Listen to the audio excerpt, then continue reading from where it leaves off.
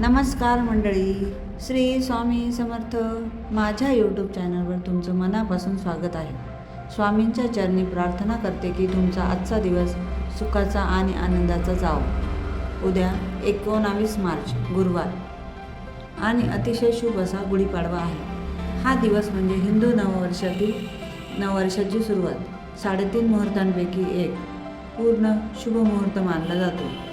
म्हणूनच आज मी तुम्हाला एक खूप प्रभावी आणि सोपा उपाय सांगणार आहे, जो तुम्ही उद्या सकाळी केला तर तुमच्या घरात सुख, समृद्धी, लक्ष्मी आणि सकारात्मक ऊर्जा वाढेल.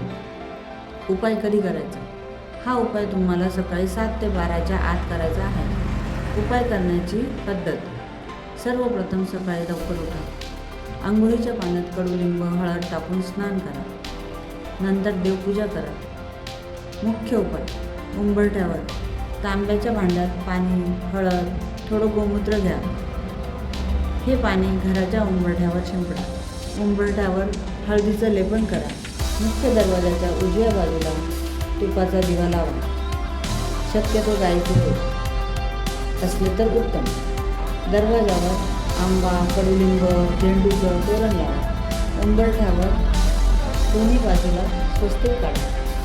मध्ये 5 बोटं कुंकवाने थोडा महत्त्वाचा भाग: 2 तांब्याचे किंवा पितळाचे कलश घ्या.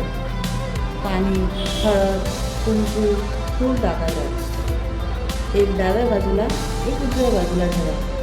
यामुळे घरातील नकारात्मक ऊर्जा नष्ट होते आणि लक्ष्मी स्थिर राहते. मंत्र दरवाजावर लिहा: ओम विष्णवे नमः. हा मंत्र घरात सकारात्मक ऊर्जा वाढवतो. अतिरिक्त फायदे: घरातील भांडण, क्लेश कमी होतात. आर्थिक अडचणी दूर होतात. मुलांची प्रगती होते. घरात सुख शांती वाढते. कर्जमुक्तीसाठी छोटा उपाय: गुढी उभारताना तांदूळ, नारळ ठेवून प्रार्थना करा. कर्जातून मुक्ती मिळण्यास मदत होते.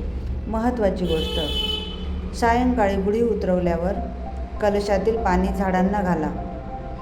गुढीचा साखरेचा हार घरातील सदस्यांना खायला घाला. आरोग्यासाठी कडुलिंब व गूळ खा. वर्षभर आरोग्य चांगलं राहील. तर मंडळी, हा छोटासा पण अत्यंत प्रभावी उपाय उद्या नक्की करा. व्हिडिओ आवडला असेल तर लाईक करा, सबस्क्राईब करा आणि बेल आयकॉनला नक्की दाबा. पुन्हा भेटूया अशाच एका नवीन व्हिडिओमध्ये.